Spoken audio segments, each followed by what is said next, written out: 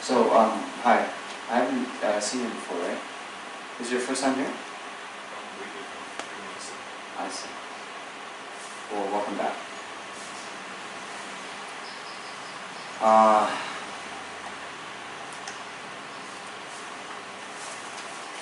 Shall we meditate a little bit before we start?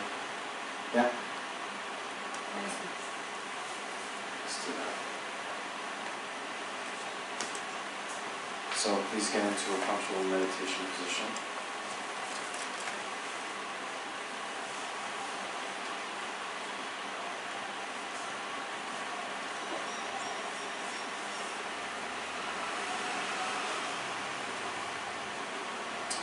And then I'm not going to go through everything like I did yesterday, but after we get into a comfortable meditation position with a straight back, then just take a quick scan of the body, trying to identify any tension that we might be holding, especially in the facial muscles.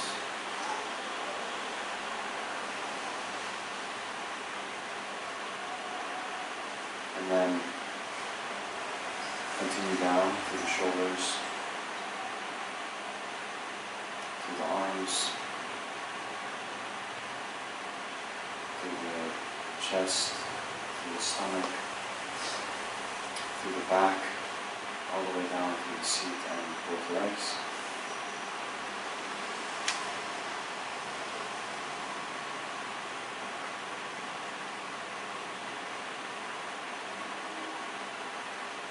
All the way to the toes, and try to release any tension that we might be holding.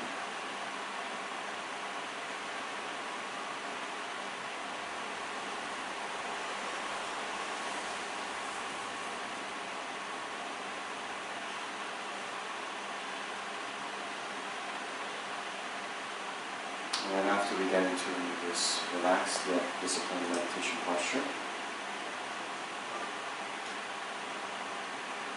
we're going to change our focus to the breath. And whereas yesterday we concentrated on the rising and falling of the abdomen, today we can focus in the space around the nostrils and upper lip area.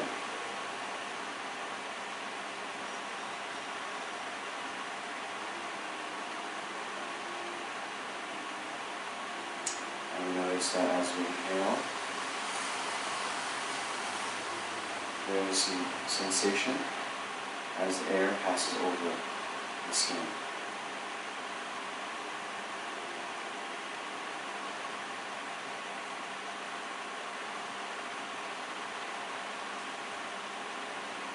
And similarly, when we exhale, we notice a very subtle sensation associated with the breath. So now we'll use that as the focus of our meditation, as the object of our meditation.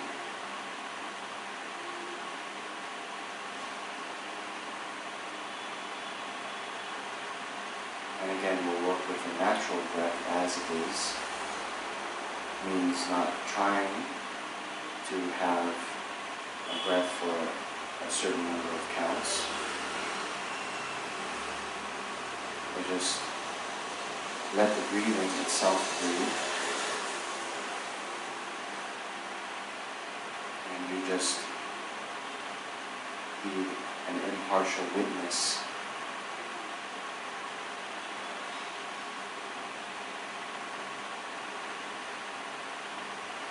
just noting what's going on with the breath.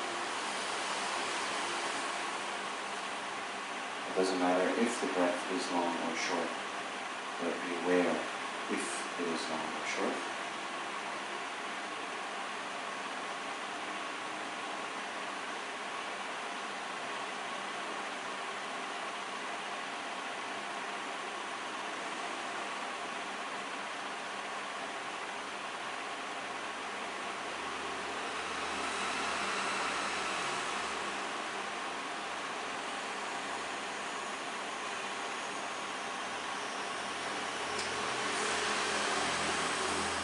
then as we focus on the breath, we try not to be distracted by the other appearances to the mind, be they internal, like different discursive thoughts, or external, like various sounds, or appearances to our sense consciousness.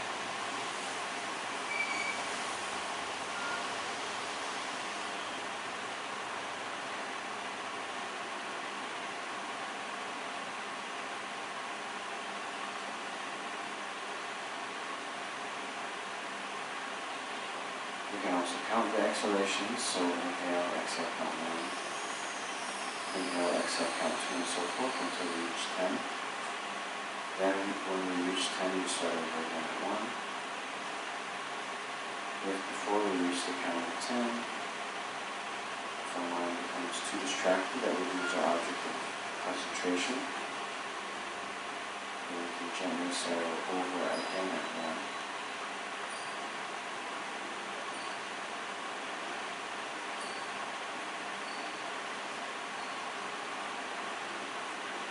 So we just continue like this for another 4 minutes.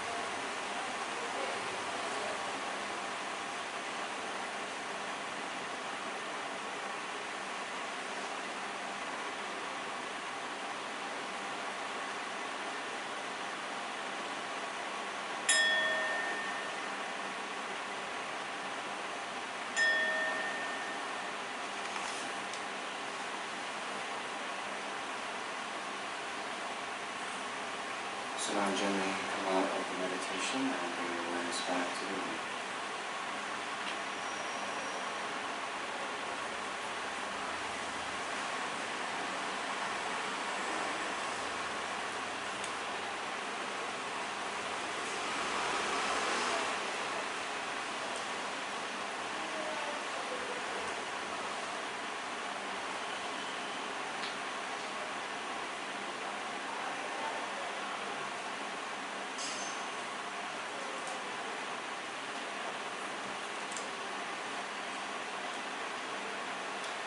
Okay.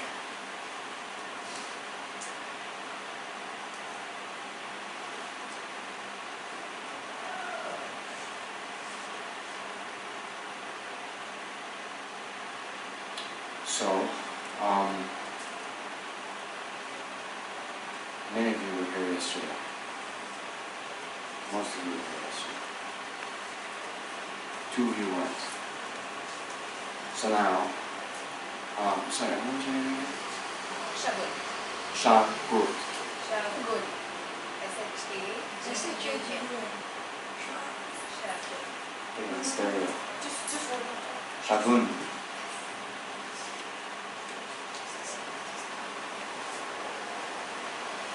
Means auspicious. Really?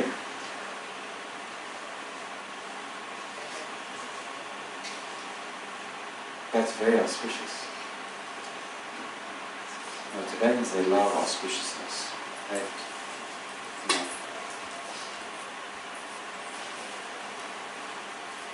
Okay.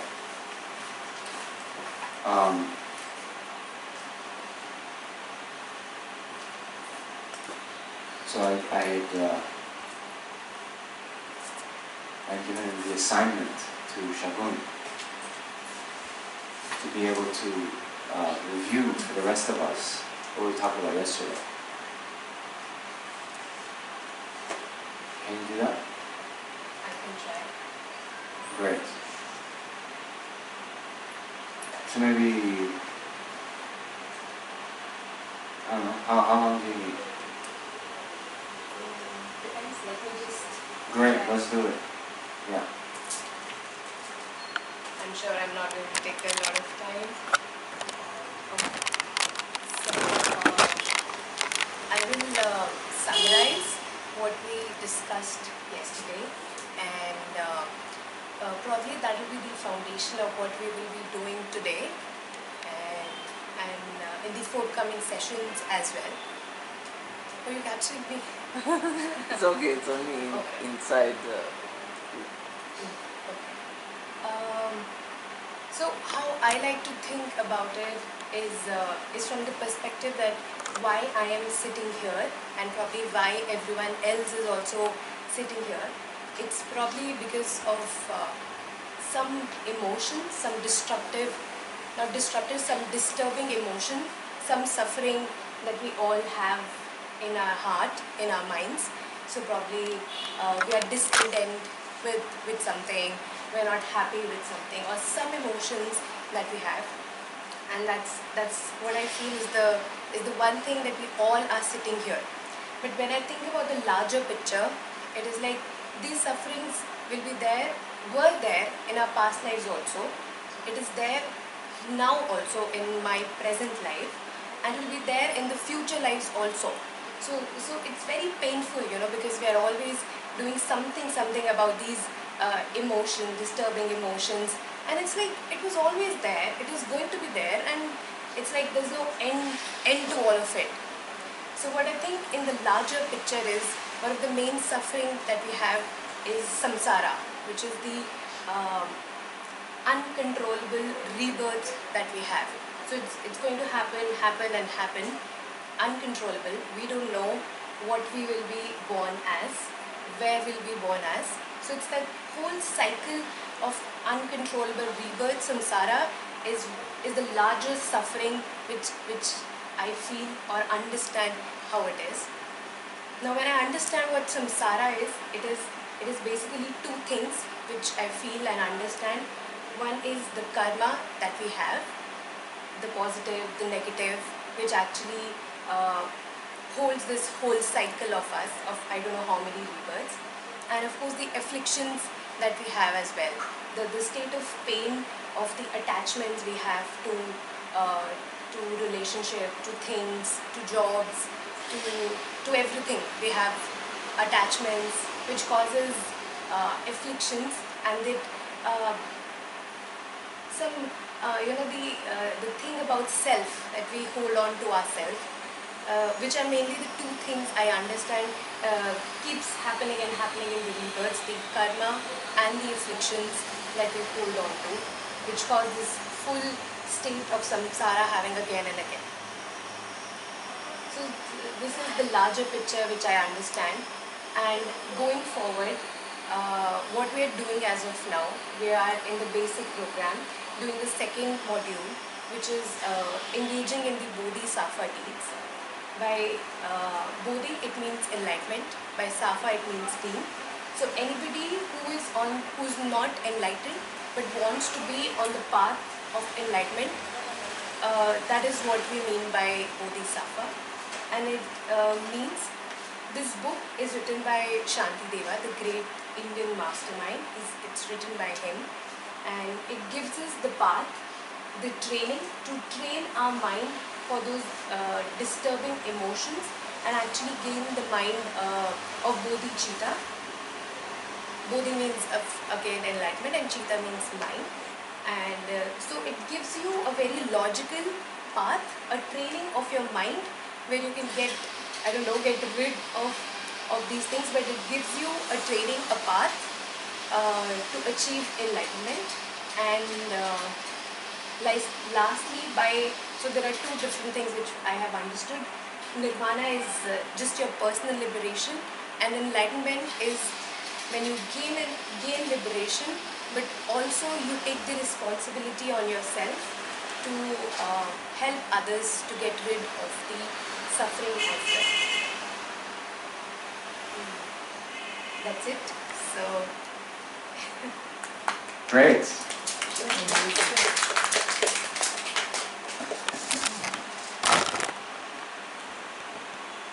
Great. Where are you from? I'm from Delhi, Okay. but I live here, Bangalore. Okay.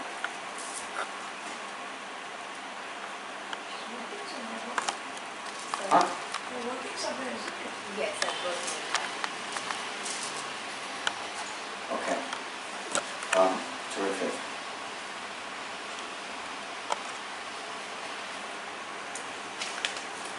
Okay. So thank you very much for doing that. You know, this is just a side note, so this is on the side. But since we hadn't met before, I'm always emphasizing, right? Well, not just me, but my supreme guru, Holiness the Dalai Lama. One of his life aspirations is that the Dharma, which came from the Arya land of India, right? They call India the Arya land, right? That it spread to Tibet, then declined in India, and then now one of his great wishes, aspirations, is that India, and then the Buddha Dharma can be reestablished here. And then, since that's my guru's aspiration, all of us, we should have the aspiration, like Lama's over, we should pray this, that not only for the long lives of the spiritual friends, but then all the holy wishes to be accomplished immediately, and that we individually can be an instrument for that to happen, right? So then, when I think about this, then it becomes a little bit clear, I think, right? And it should be clear to all of you. For that to happen, for that aspiration to happen, that the Buddha Dharma get reestablished here, what does that actually mean?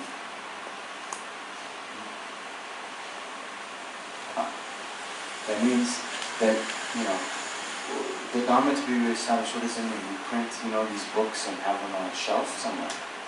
No way. It's that, people, citizens of this great country, then learn, practice, be able to hopefully gain realization, and that's what it would mean for it to be reestablished. Yes? When they talk about the Dhamma, they talk about the, Lungi Tempa Dhamma, Tokpe Tempa, right? So it's the kind of the Dharma of the transmissions of the teaching, and then the Dharma of realization. Right? So really for the Dharma to exist, to flourish, it needs people that realize. Right? And for that to happen, we need to study. Right? Because we have these, we call it the three types of wisdom that arises. There's the wisdom of hearing, right? So that's what we do first. Coming to these lectures, we engage in listening. Also hearing can be studying, reading. Then there's the wisdom arising from contemplation, where we then, think about the meaning contained in this text and try to draw a connection. Okay? And then we have the wisdom arising from meditation. So once we've gotten some insight through the contemplation, then let that seep into the depths of our mind. Yeah? So then,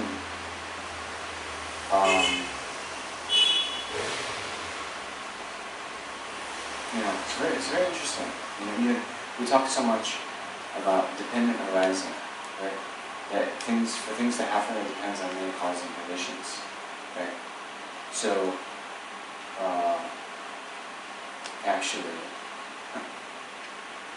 for this, the Buddha Dhamma to be reestablished in India, it depends on, of course, fundamentally, it depends on Indians getting insight into the teaching. Now, for you guys or whoever to get insight into the teaching, you need access to the teaching. You need access to teachers who can explain the teaching. Right? And as I also like to say,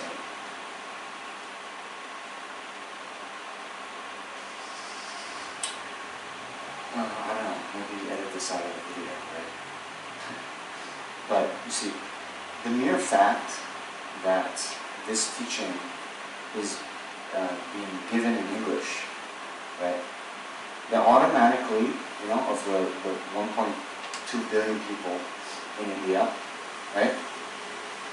Who can receive a Dharma teaching in English? Do you think about that? And I meet some people here even, right? And I know, I'm sorry, my Hindi, my Kannada, all these things are completely pathetic. I can order something at a restaurant, but I can't get down teaching. So I'm not being critical. But I meet people here, and I know that the English is a problem, right? It's like, just, not quite good enough to understand everything.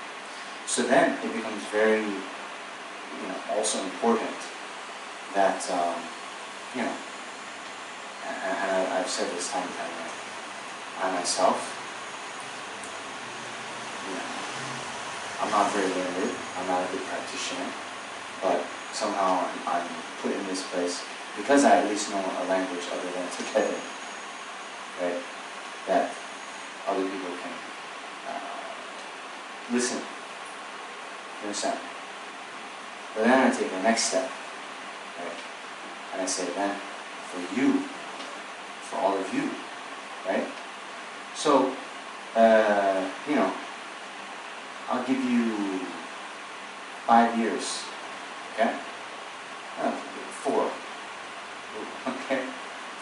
Yeah? Then, all of you could be given, a teaching in a language other than English here in India? What do you think, India? Huh? In 4 years? You've already been coming in a couple of years. We'll give you 3. Right? Huh? You know Bengali? Perfect. See? So, sorry, this is one of my just little thoughts I have. But don't think I'm just going off on a tangent. This is actually what we were talking about yesterday. You know? And we should be talking about it more, thinking about it more. You see? Okay, 2 things. One, what we were talking about yesterday. You see, she mentioned, what a bodhisattva is, right? What is a bodhisattva? Someone who's not yet enlightened, yet they're taking the responsibility to liberate all sentient beings from suffering, right? And therefore want to attain the state of enlightenment where, they fully perfected all their good qualities, completely abandon all the faults of the mind, which puts them in a position to benefit sentient beings in the best way. Okay? That's the aspiration they have. Right? But then the same way, okay, they think about this, and they say, okay, I want to liberate all sentient beings from their sufferings. Why do sentient beings suffer? Right? And then, what we're saying, the main, main thing we have to get rid of is this samsara. It's not, poverty, illness, these things. Yes, but why are we?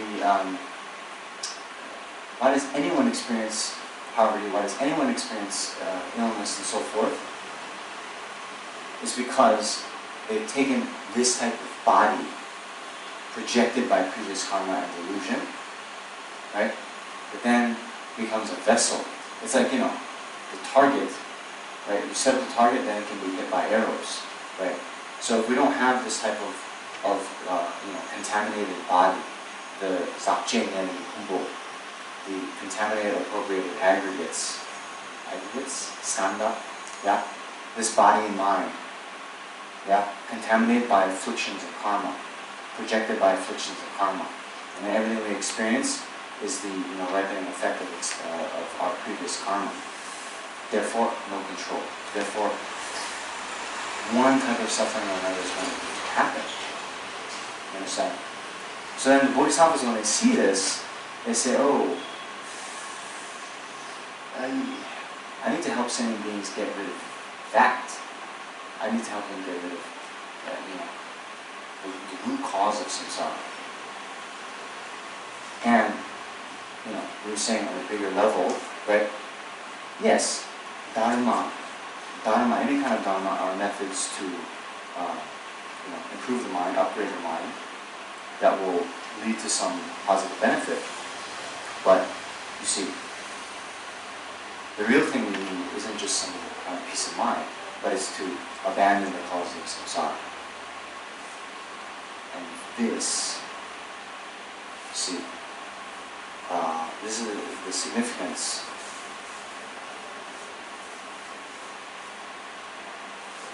The unique insight that Buddha had, and what he taught first in the Four Noble Truths. The truth of suffering, the truth of the cause of suffering, right? The truth of the cessation of suffering, the truth of the path leading to the cessation of suffering. Yeah, you guys know this?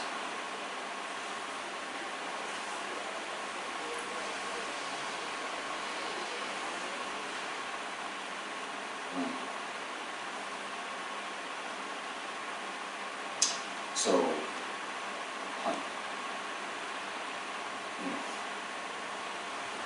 a lot of, we're talking in general about Dharma, Dharma, not even Buddha Dharma, but, there's many other Dharma traditions that teach the same, we say on the method side or the conduct side, about living with compassion, contentment,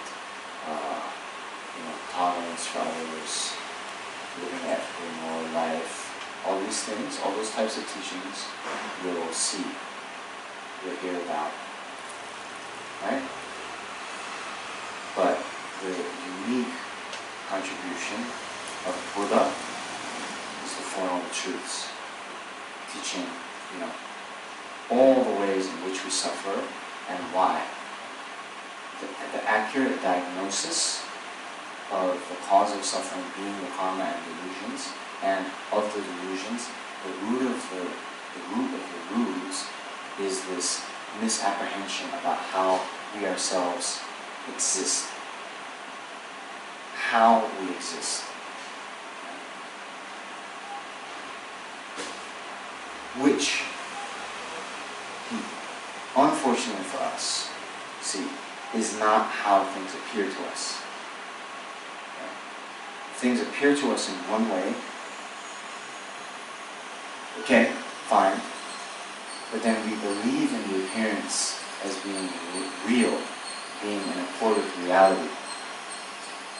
And we live our life in that way.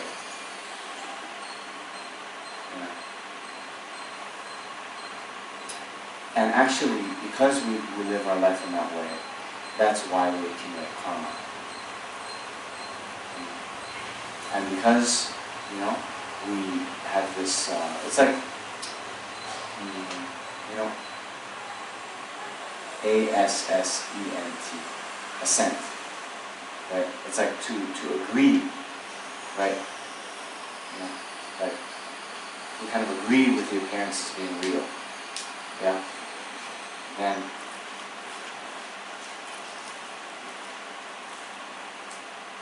all the other problems come from that. So anyway, then I'll get to the point. I'm getting there. But then the point is, the Buddha teaching this, and then to teach, okay, because the suffering is based on a fundamental distortion, right? And actually, the way things appear to us is not how they exist. Actually, they appear in one way, but they exist in another way. Here's how they actually exist. Right? That knowledge is the main thing we need to cultivate to gain liberation.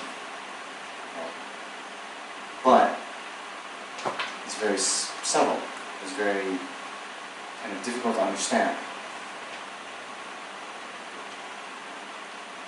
I mean, as Aryadeva says, another great Indian master says, those of little merits don't even doubt this doctrine. Means, so many, forget about humans, but, so many of the living beings, right? It's like things appear to us in one way. Okay. Then we accept. We accept that as being the reality. And why would we even doubt? It's like, you know what I mean? It's like, if we're unreflected philosophically, and we just live our lives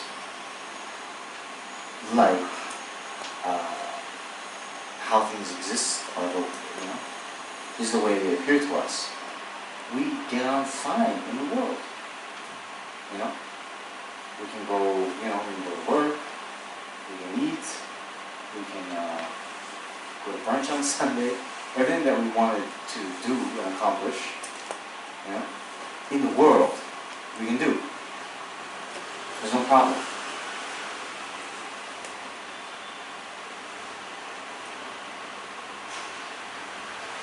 So anyway, those of little men don't even doubt. Who would even ask? Oh, the way things appear to me, is that how they actually exist? Who talks like that? Right? Really? in university, I don't know. Anyway, Aryadeva says, but even merely entertaining a doubt about emptiness, about ultimate reality, tears the foundations of samsara to shreds. Yeah. Means, if we're not reflective, we get on fine. But once we start to be a little bit skeptical and say, wait a minute, this appearance is in accord with reality? Is it in accord with reality? Even that question then leads us to dig.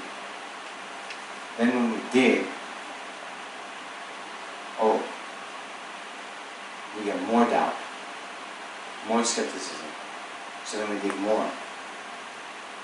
And then we're like, wait a minute. We can understand that something very strange is actually happening. Whereas, see, even before we get to the real realization of ultimate nature and reality, we can see other things that give us clues that, reality is actually what we say, more than what meets the eye. You have that expression? More than meets the eye. Yes, and then more than meets the eye means there's more than what we see with our eyes.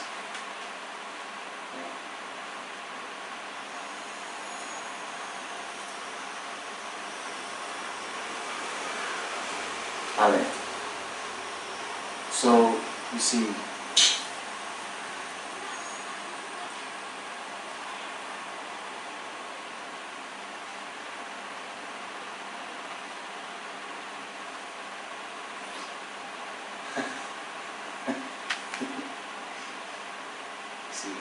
this realization of ultimate nature, the one that we need to be free of suffering, is very, very, very difficult to get. Yeah? And so the Buddha, it is said, after he became enlightened, he, to ordinary appearance, he shied away from teaching for 7 weeks. Because he thought that if he were just to teach his discovery to others, no one would understand. It's too profound, too difficult. So then he shied away from teaching, to ordinary appearance, for 7 weeks. And then when he taught, then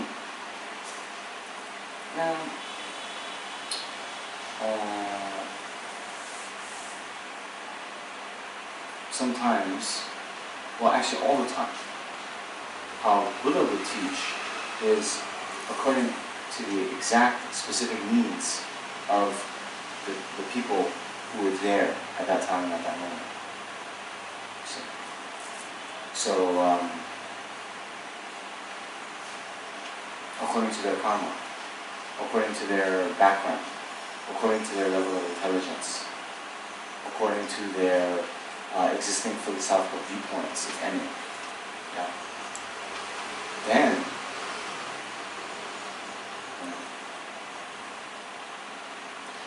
could say the right thing, give the right teaching, exactly what was needed for each individual to become liberated and enlightened in the quickest way possible. Understand? And so therefore, then these philosophical tenet systems arose, right? We talk about the 4 main ones, Vaibhashika, Sautrantika, Chittamatra, and Madhyamika, right? Each varying levels of philosophical sophistication and ease of being understood.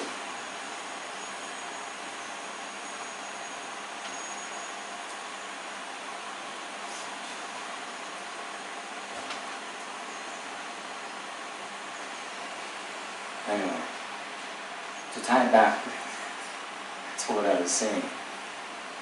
See? We're not yet Buddha. But, you see, like it says in the Samatha prayer, right?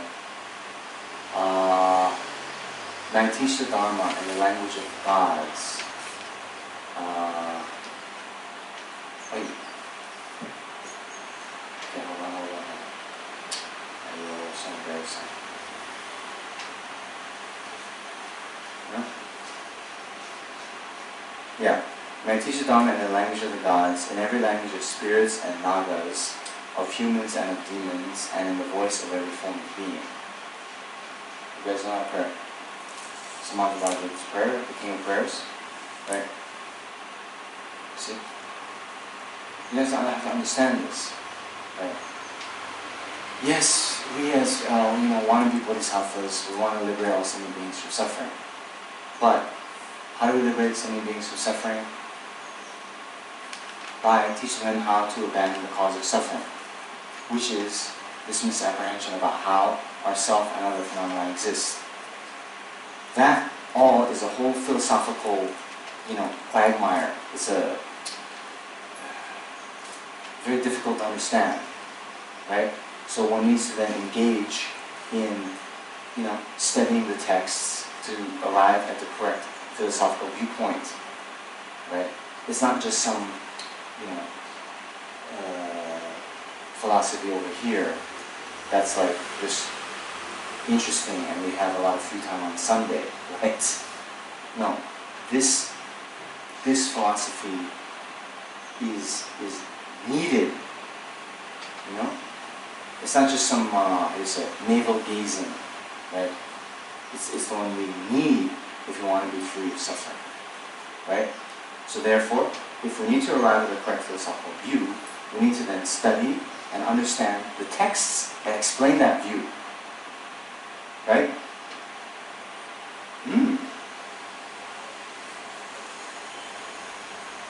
Therefore, if you read some of these texts, yeah? You read, Shanti, hi. How are you? Shanti is reading. Shanti's reading, how do I say this? Shanti's reading all 5 texts that Ram Sankapa composed on emptiness. Is that right? 1. Okay, it's a start. Now eventually you say, yes, I'm reading 1 first, but then I'm going to eventually read all 5. Okay, good answer. But if you look at any one of those texts, man, I tell you, not that I'm intelligent or anything, but you read that, even in English, right? And I studied philosophy, I'm a graduate, right? It's like, oh, wow. We gotta read some of those pages, 4 or 5 times to understand what's going on. You understand? Yeah? And I'm a native English speaker, right? So I'm saying all this. Can you imagine, right? Even if you know English well enough to you go to work, you do your job in English, right? You give your coworkers, this commentary on Nagarjuna's Mula Majjhimika, and they'll be like, right? You understand? So then,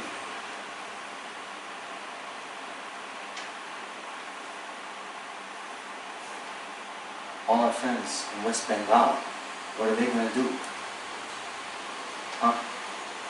They're waiting for you, Indrani. You understand? This is what I'm saying. Yeah. It's a long, kind of roundabout way of saying, but that's what I'm saying. You understand? Say, yes, Bodhicitta, I want to liberate all sentient beings from suffering. But now, not just I want to liberate all sentient beings from suffering. How are you going to actually do that? Get a plan. Yeah?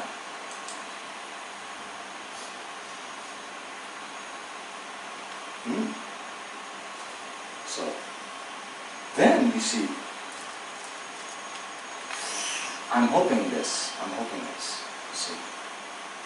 We mentioned this maybe one of the first days, but you know, at the beginning of any teaching, right, usually they talk about the greatness of the teaching, the greatness of the author, the greatness of the author, the greatness of the teaching, and then how to listen to and engage in the teaching, right?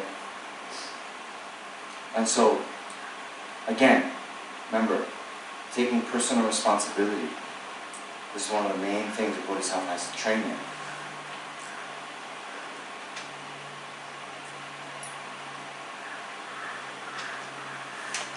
Then I'm hoping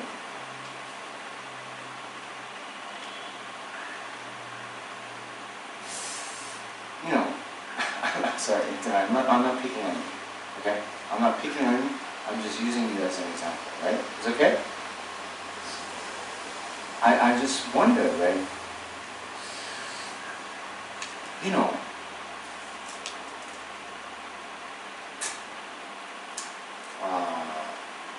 Atisha, the glorious Atisha, was from Bengal, okay?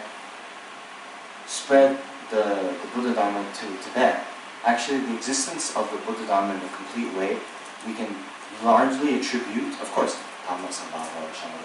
but to Atisha, because the Buddha Dharma was spread twice to Tibet. First time when it was spread, it declined, so Atisha was invited back and he reinvigorated it. Okay, understand? Okay.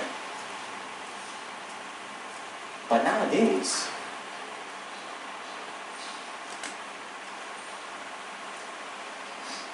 there's probably, I don't know, 160 million people who speak Bengali. Is that right?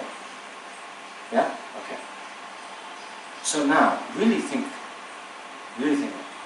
Of those 160 million people, if you were then to line up, in terms of their Dharma knowledge, yeah?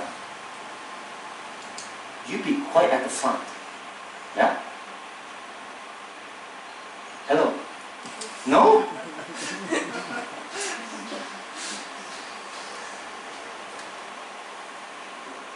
You would, for sure. No, come on. We go there and we ask someone on the street. Yeah, if we ask 100 people on the street, hey, what is Bodhicitta? Huh? How many people can even give the definition of Bodhicitta? Huh? This is what I'm saying. So then, hey, am I wrong? Am I crazy? Yes, I'm crazy, but I'm not wrong. Okay. So then, if you just think, oh my gosh, for whatever reason, and then, okay, the one time, yikes. It's very daunting. It's a little bit daunting to think, you know, when we look for a scholar of Buddha Dharma who can speak Bengali, they're going to invite you. Do you understand? You just think about that. You think in 3 years, I'm going to, have to give a talk at this symposium. Then when you come to class, where's your notebook? Yeah, okay, anyway, right? It's a little bit, the stakes are a little bit higher, right? Remember we were talking about this yesterday? Everyone thinks, oh yeah, no problem,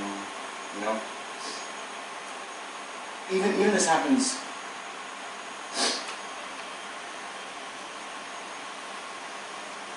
I don't know. Shh. Nah.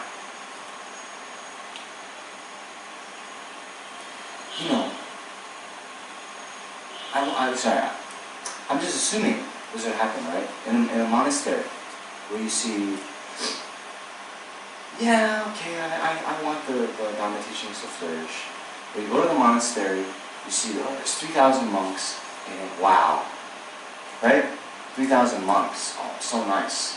The Dharma is stable, You know? It's safe. It's in good hands. You know? You think that? It's a big mistake. I think it's a big mistake. I think it's better for us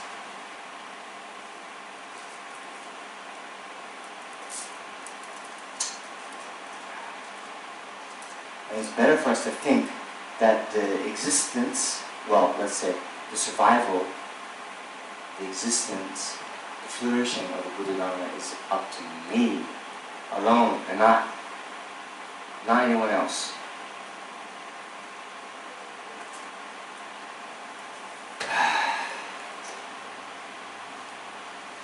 Shantideva talks about that in the chapter on enthusiastic perseverance or joyous effort, however you talk about it, perseverance, right? This thought, I alone am going to do it. Okay? So anyway, there's a roundabout way. It's up for a long time. But this is important. Because you see, actually in the ways to engage in the teachings, there's the six thoughts. Think of yourself as a patient, right? A sick person. Think of the Buddha as the doctor. Think of the medicine, the Dharma as the medicine. Think of sustained practice, yeah, as the way to cure yourself. Then thinking of the Tathagatas, the Buddhas, as excellent beings, and then having the wish that the Dharma remain for a long time. Right? So this one, wishing the Dharma will remain a long time. Again, may the Dharma remain a long time. No, it's not that. It's to then come to class, when we're at home doing the study, when we're going over our notes, when we're re-listening to the lectures, when we engage in the study group, discussions. A little bit heightened sense of, this is my responsibility. This is not, my hobby. Like the other stuff you do on the weekend. Oh yeah,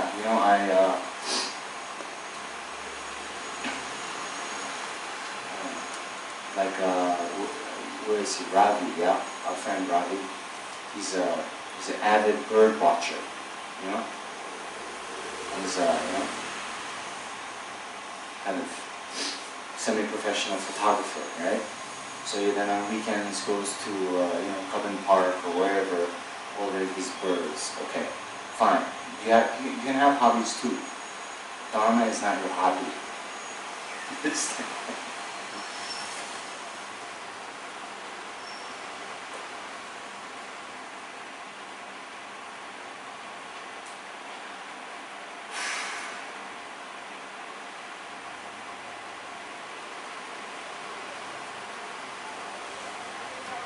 Okay, anyway.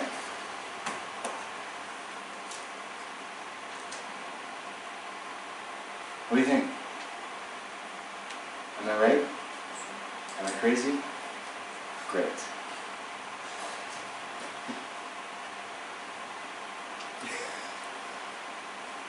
You can be right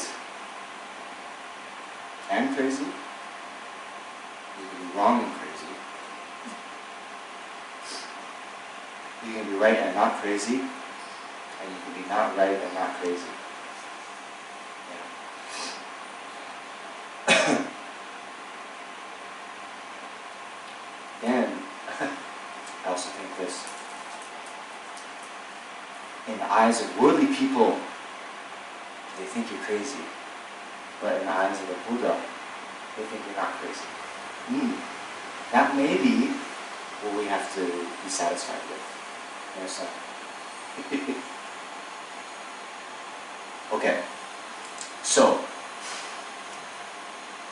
3 years in Dharma. Okay?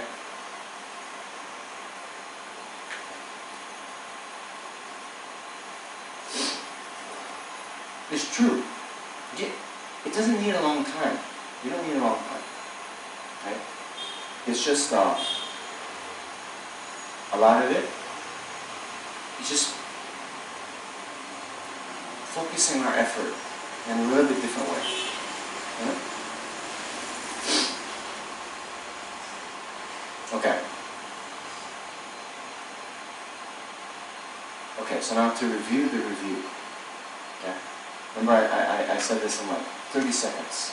Okay, just to recap. Okay? We all want happiness, peace, we don't want to suffer. Our experience of life is actually, you know, yes, it's dependent on outside factors, our environment, our external conditions, but more important is our internal world. Right? In other words, our mind determines our own reality. Why? Of course we have the karma, right? The concept of karma. Everything we experience is the ripening effect of actions we've undertaken in ourselves in the past. Yes. But even in this very moment, forgetting about karma, how we view the world, you know, it's like, it's from our own concepts, from our own mind, even in this moment, you know. You guys know this. You know, you're sitting, get hot and sweaty, oh, I hate it, right? Yeah? But someone else, you know, they'll go to a sauna, right? And then when they start to heat, oh yes, it feels so nice, right? Being hot and sweaty, is that good or bad? Depends on our mind, right? That we know. Understand? So then, because we want the best experience in life, we need to then take care of the mind. Taking care of the mind then means we're talking about, you know, in general the Dharma, methods by which we transform, improve, upgrade the mind. And in particular, working on decreasing destructive emotions and increasing positive ones. Yes. That's general Dharma. Then when we talk about Buddha Dharma, we see, as I was saying, the main upgrade we need to make is we need to go to the 2.0 right, version. It means to abandon the root of samsara. So then to arrive at the right view of reality. And that's the unique contribution of Buddha. But then, I don't know if you guys understood, but you see, we're talking about, you know, in general, there's different goals we can have toward Dharma practice, right? And we can have, like it says in the Lam Rim, right? We can have as a goal to get a good rebirth in our next life. You know? Yes, it's good. And we should all want a good rebirth in our next life. Seeing the relative disadvantages of a bad rebirth, can you imagine?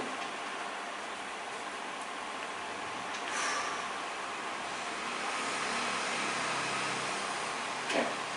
But, is that enough?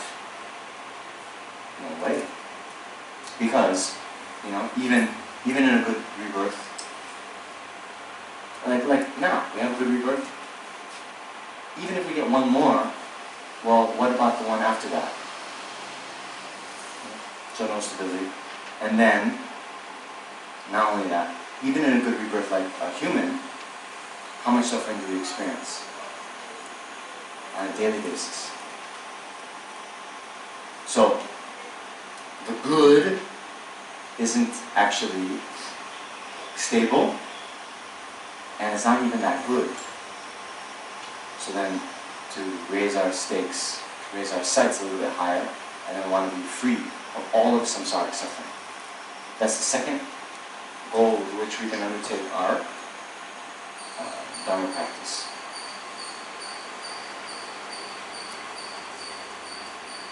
But then, even more important than our ourselves to get that liberation from samsara, considering how all beings are in the same boat as us, and then to set our sights a bit higher and say, you see, my own personal liberation is not that big a deal if my mother's means all of you, if they're suffering, like it says in the 37 practices of Bodhisattvas, you know? If our mothers who have cherished us from time without beginning are suffering, what use is my own liberation? Therefore, you know, to generate the mind of Bodhicitta is the practice of Bodhisattvas, right?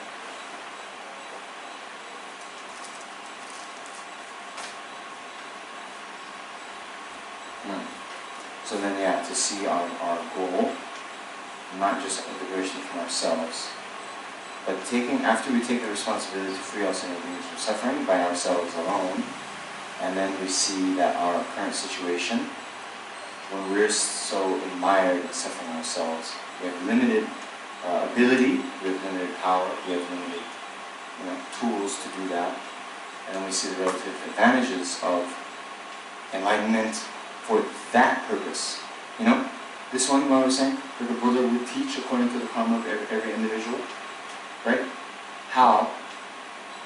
Because he knows the karma of every individual. Why? Because he's omniscient, or she. Yeah? So then, actually, the real path, they say, right? The attainment of enlightenment, we need to get rid of, they even call it She Je in Tibetan, obscurations to omniscience. The Buddha is omniscient. You understand? All-knowing. That's what we need. That's what we need. So that we can know what to say and what to do, how to lead beings from their suffering. You understand? So,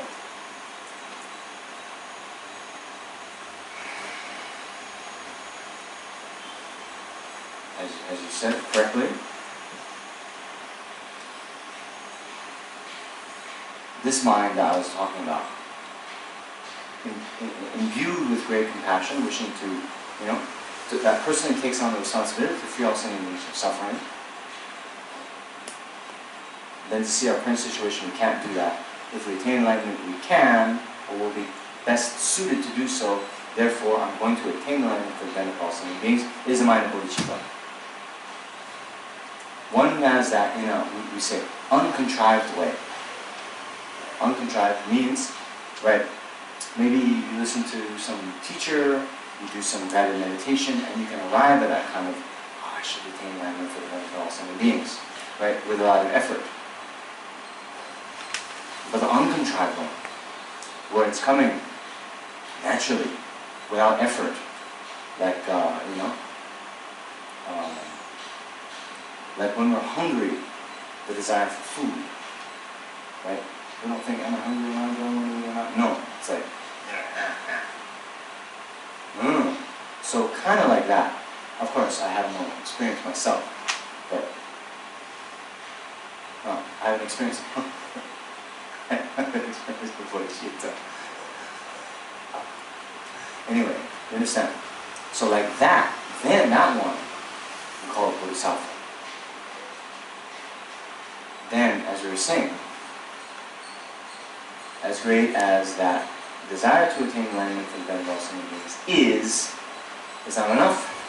Because with any phenomena that arises due to causes and conditions, if you want that effect, the effect of the attainment of enlightenment, you need to then accumulate the causes. And the accumulation of the causes and the removal of the obstacles. Right? And so this text explains all the practices that one needs to attain the state of enlightenment. Therefore, there's a guide to Bodhisattvacharyāvatāra. Right? It's like a, you know, how-to book. Right? Yeah. So therefore,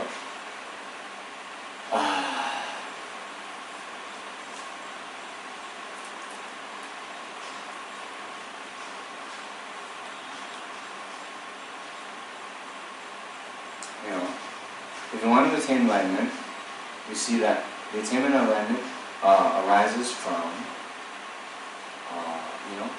practicing the great Bodhisattva deeds, right? Practicing the great Bodhisattva deeds, then we need to know what they are, right? And therefore, that's why we study these texts. Right? Okay? So,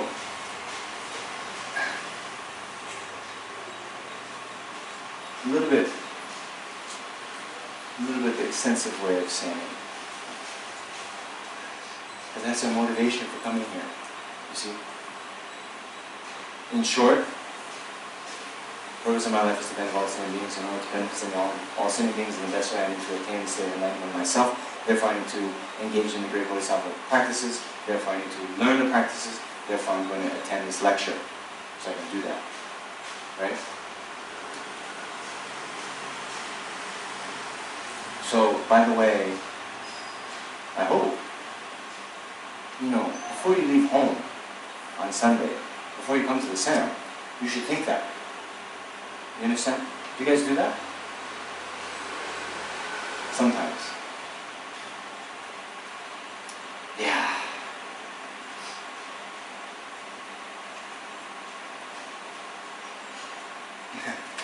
It's very nice, actually.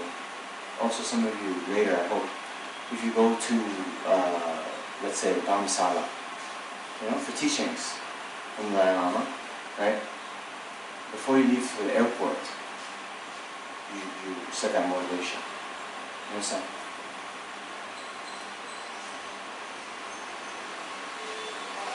Then,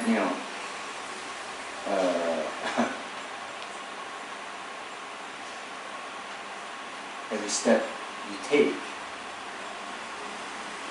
you're not just getting closer to Dhammasala, you're closer to enlightenment.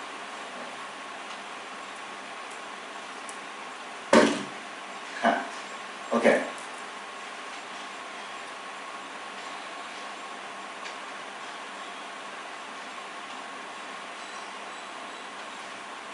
Where's Salma? She's what? Cooking. Another place where she has sushi. I see.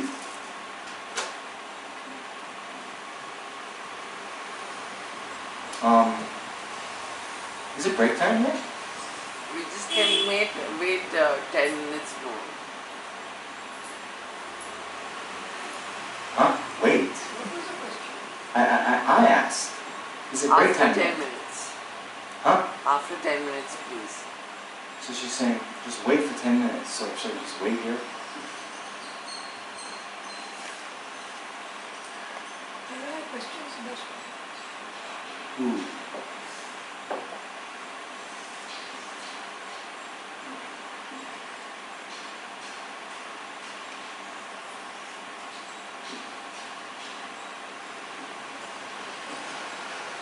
Okay, Subhashini, I'm feeling very charitable today. Sorry? I'm feeling very charitable. Charitable. What? I'm in a good mood. You have to be charitable. No. Ayo. I say, I'm feeling charitable. You ask why. And then you say, why are you feeling charitable? I'm saying, I'm feeling charitable because I'm in a good mood. So, yes, I agree that being charitable is not the same as being in a good mood. But I'm feeling charitable because I am in a good mood. Okay, so I'm going to let you ask a question. That's the point. So, the time is ticking. Don't argue with me about what it is to be charitable. It's being in a good mood. But ask your question. Remember how you were talking so much about Lama Sabhava? What? When? Before you talk about his philosophy of Okay, yeah, I'll let you ask your question. Yeah, okay, yeah, And we also know that he is the architect of the Ramdham and the whole idea of stages of enlightenment. And he's also the father of the Gelu sect, which is and he also taught of philosophical sophistication. So in that context, He also talked about what? philosophical sophistication. Oh, philosophical sophistication. Yeah, So in that context, what I'd like to know is how is what has been delineated in the language more sophisticated than those who are part of the Nyingma, Kagyu, or the Sakya branches of Buddhist philosophy.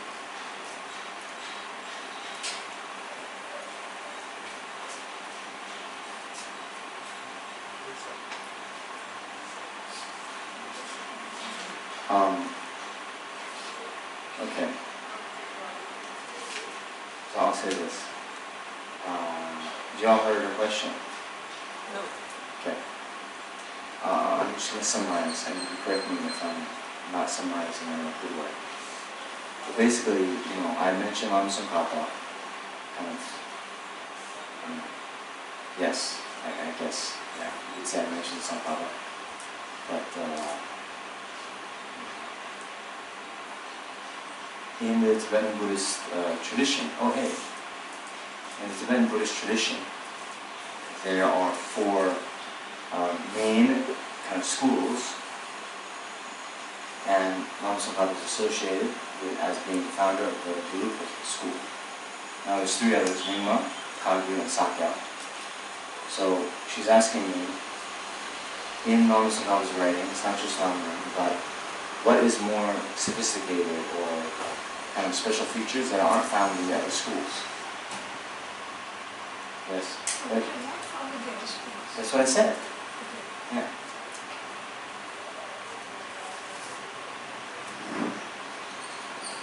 Particularly in relation to the Tenzin, when it's studying directions.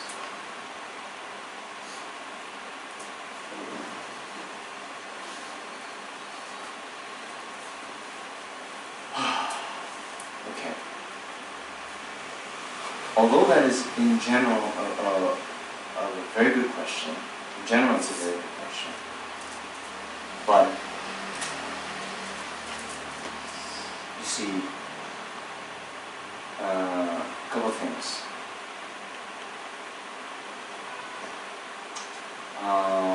One is to answer that question, we'd have to open up a big can of worms.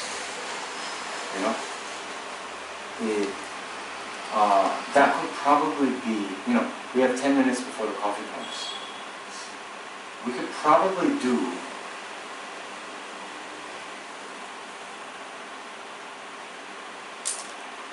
you know how I do things, right? But just to answer that question,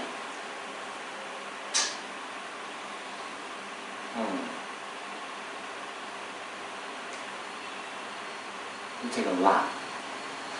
It would take a lot of time and context to get into all that. So, for you, and actually for all of you, you see, yes, there are these different schools, different kind of ways of presenting. But at the beginning, many of the masters, they say, you focus on one. You don't get into all of it, right? Focus on one. So first, rather than saying, what is in Lama Tsongkhapa's teachings, about emptiness that aren't in the other schools, the question for you first is, what does Lama Tsongkhapa say about emptiness? Boom. This is the one you really need to understand well, right? And then why does he talk like that? What are the reasons? What's the internal, logical steps he's making? What are the sources in the, Indian source texts, Nagarjuna, Chandrakirti, and so forth, that lead him to assert these various claims? Yeah? That is, and that should be your main focus. you get that one really nice, really tight, okay, really, complete. Then, when you then delve into and you read like a Kangyū text, oh, okay, here they're asserting this. Oh, but I know Lama Tsongkhapa asserts that. And then, okay, this is why Lama Tsongkhapa is asserting that. Okay, what are their reasons? And then it's very clear, right? But otherwise, if I just tell you, if I just tell you, like, in the amount of time we have now, 10 minutes, now we have 3 minutes, where I just list off the differences, how much benefit is that, actually? To say, for example, okay, I'll give you one as an example, okay? Remember, this Kleenex box, or what do you call this Kleenex? No, we call it Kleenex in the US. This tissue box, okay? According to Tsongkhapa, does this exist? It exists conventionally, okay? The Nyingmas say,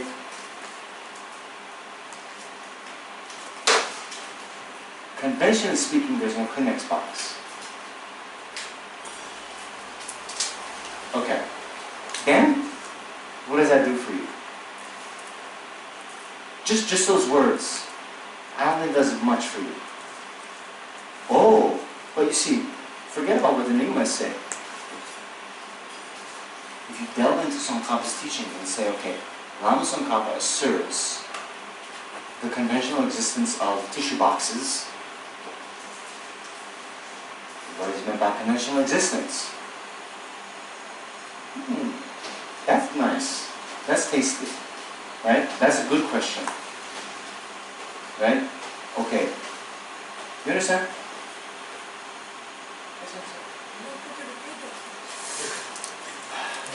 See, what I'm saying, Sebastian, is I'm trying to, remember.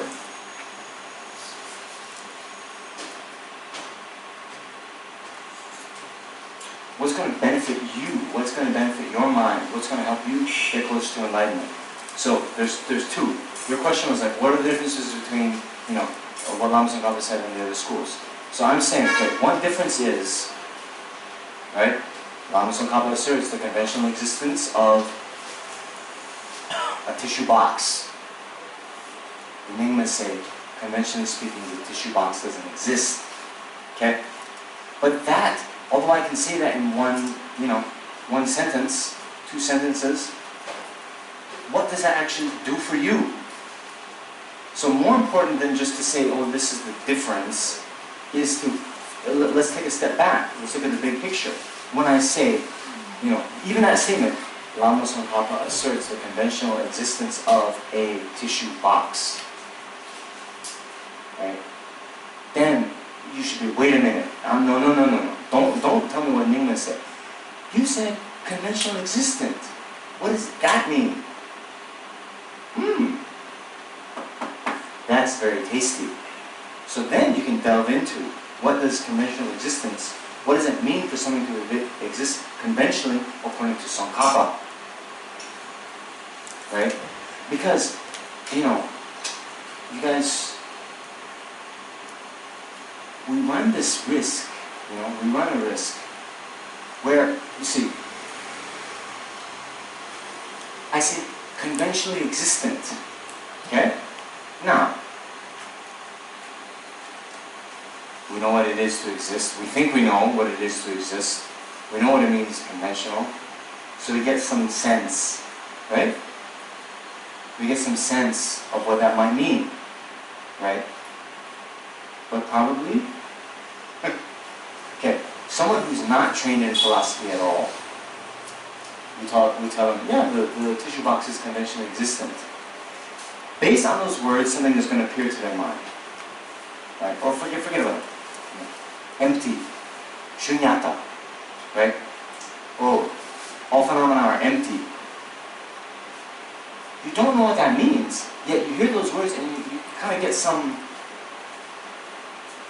view, actually is probably a wrong view, right? It's probably completely wrong view, right? So then every time, and this is it's actually very good advice for you who are now studying it. You know, don't be satisfied. When you read that paragraph, always kind of check and say, oh wait a minute. Yes, I know every word in the sentence, right? I know what existence is, I know conventional, you know. It's not like I have to look up in the dictionary. But the question is, wait a minute, is the author of this text, is Lama Tsongkhapa, or whoever, what do they mean by that phrase, conventionally existent? You know? Then, see, you understand that one?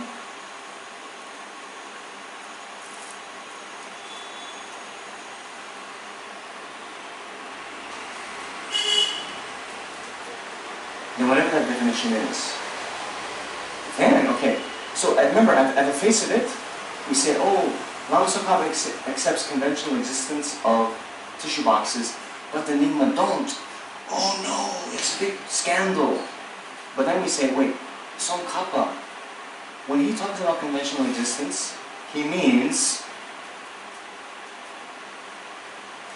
that the object is renowned to a conventional consciousness. That conventional consciousness is not refuted by another conventional consciousness. And that object is also not refuted by consciousness analyzing the ultimate. Right? Now when we ask, wait a minute, do the Sakyas or the Nyingma, do they accept those three in relation to a tissue box? And, I'm just saying. Then we actually say, let's just find, maybe, yes. They would accept that. But they don't call that. When you ask them, what do you mean by conventional existence? They don't talk in those three criteria, right? So they have the base underlying understanding. One calls that's what it means to be conventional existent, one doesn't. So actually then, the argument is not about the underlying thing, but what they label things. You understand? Then it is actually not as controversial. So how will Sakya view peace? I love you, Sakya. We can start with the break. Yeah, just hold on. I love you, Sakya. Because, you know, Sebastian asked the question, I'm just explaining to her why that question actually isn't a good question. There's that one in relation to Nyingma, and Sakya's like, what about the Sakyas? That's not the important question. And actually, to be very honest, hold on. To be very honest, see, I myself, I'm in the middle of understanding the first one, what Lama Tsongkhapa is talking about. I went to a conference last year on the Essence of Eloquence by Tsongkhapa, where they invited scholars from Nyingma, Sakya, Kagyu, right? And they gave presentations. And so, I mean, at this conference, I've heard these things that, again, like the headline is like mind-blowing.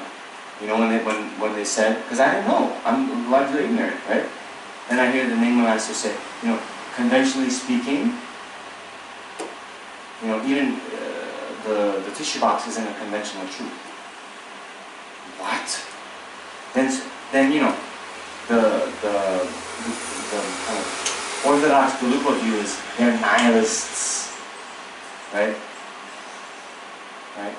But then when you delve deeper, then you see, okay, the argument is not on a deeper fundamental level, it's more about words.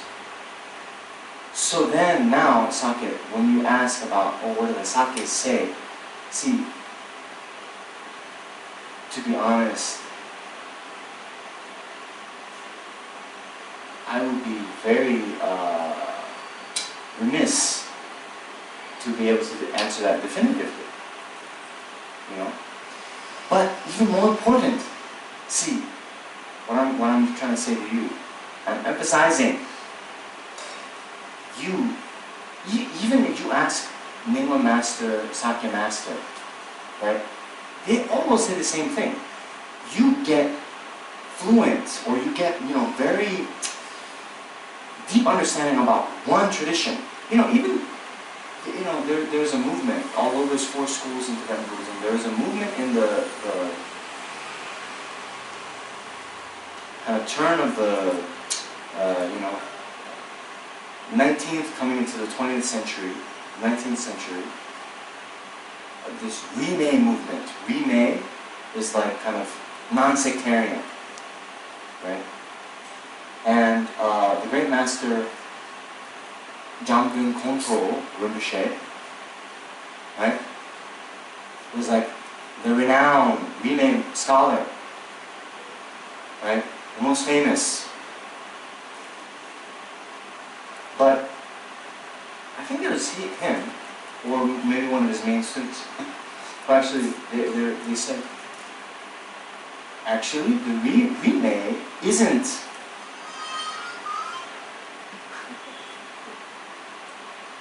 you study all the schools and, like put them in the blender and try to come up with something. You study one in depth. You have respect for them all. You understand? But you have your main one that then you can use as the, to compare and contrast. But before you get, and you have to understand the wisdom of this approach, before you get that kind of fluency in the one, it's just so mixed up, and you'd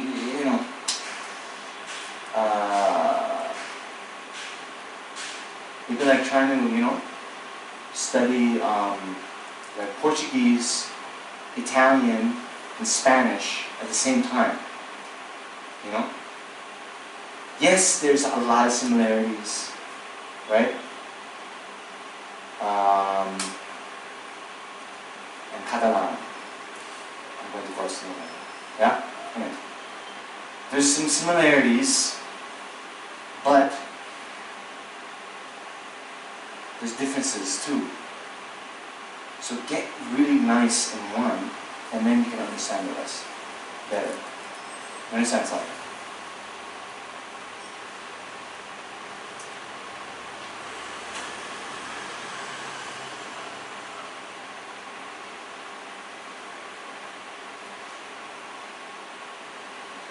Break time.